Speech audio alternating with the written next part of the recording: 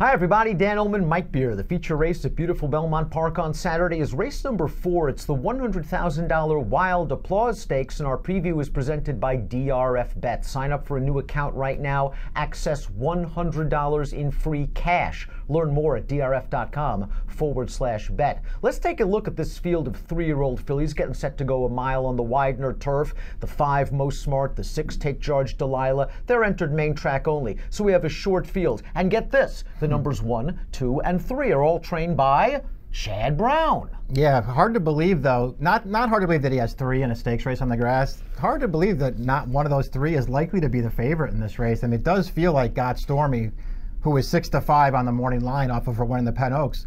It does feel like she's going to be the favorite here, and she is the horse to beat. She is the horse to beat. Boy, Tyler Gaffalione gave all the right moves last time out in the Penn Oaks, saving ground on the first turn, then sort of getting away from a long shot pace setter, getting in between horses, moving at just the right time. And it was key, because the Way I Am was really motoring in the lane. One more jump might have Got Stormy, but that's Got Stormy. She has the tactical speed to get that kind of trip, and probably another good trip is coming.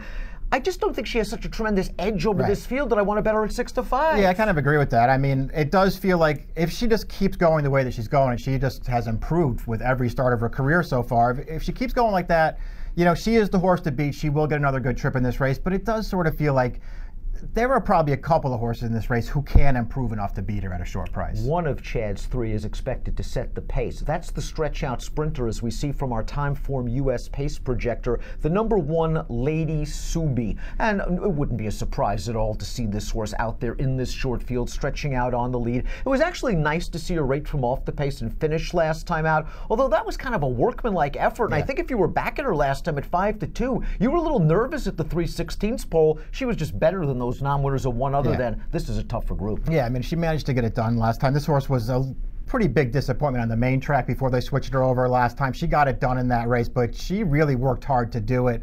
I mean, to me, I know that her trainer is, you know, just maybe the best in the game, but this horse is in way too tough here. But do you think the distance maybe is something that could help her out? A little bit of speed on top, a little bit of stamina on the bottom. With the easy lead, you know she'll be the best price of the 3. She will be the best price of the 3. You're right. Her Dam, who was more of a dirt horse, but she wanted to go long. So this horse certainly could stretch out effectively in this race. But man, she's just going to have to run a lot better than she ran last time to win. Bratata, the number 2, is the most accomplished of Chad's runners. She was 3rd in the Here Comes the Bride 2 starts back, behind the aforementioned The Way I Am, who came back to finish 2nd in the Appalachian with an 88, 2nd in the Penn Oaks with a 90 Beyer speed figure. We kind of liked her a little bit in that Here Comes the Bride. I thought, all things considering, she had a good trip and she ran well. I think you can make the argument that if she runs that race, she could be tough here. Yeah, no, I don't disagree with any of that. I have a little thing for this horse, and I still believe, you know, overall, she's 1 for 7 for Chad. She's been a little disappointing, but I still think she's a lot better than she even looks on paper. She had some real big excuses in those first 4 starts of her career. She didn't win any of them, and she was betting all of that, but she had big excuses in those races. I thought she ran fine in the Here Comes the Bride. I'm not suggesting it made a huge difference. I'm not suggesting she was going to win, but she was right on the inside. Irad decided to take her out in the stretch, and the winner came running right up the inside where she was, and then blew that field out in the stretch. I thought that she ran well in that race. Obviously, you just forget about her last race, rained off the turf. I think she's a player in this race, and she'll probably be a better price this time. Chad also has the 3 Punked, 5-2 on the morning line. Javier Castellano takes the Mounters. The formulator fact for Punked: over the past 4 years, last out winning 3-year-old turf routers, going 3rd off the layoff, 44% winners, a $2.80 ROI.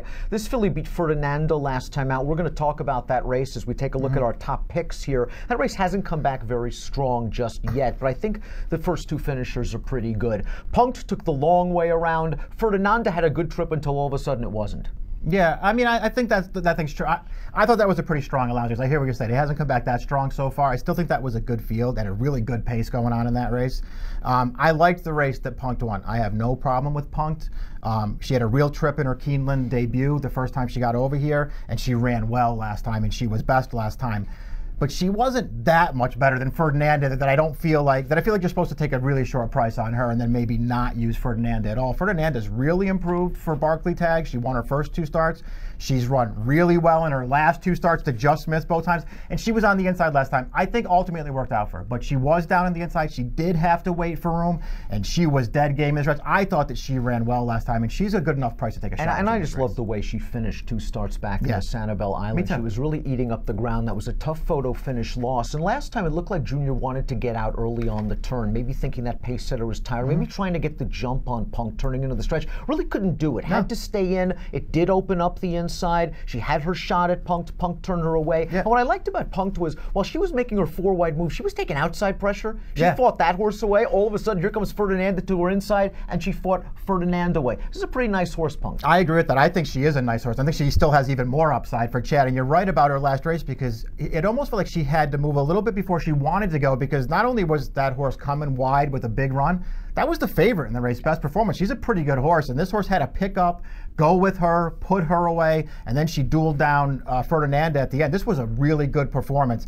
This is a good horse for Chad. I think this horse has a future. We will try to beat the morning line favorite, the 7 Got Stormy. Michael tried to do so with the 4 Ferdinanda. He's going 4, 3, 7, and 2. I'll take Punk to the 3, 3, 7, 4, and 1. Again, you can bet this nice Belmont Saturday card from home with your own DRF Bets account. Sign up, get $100 in free cash. Learn more at drf.com/bet.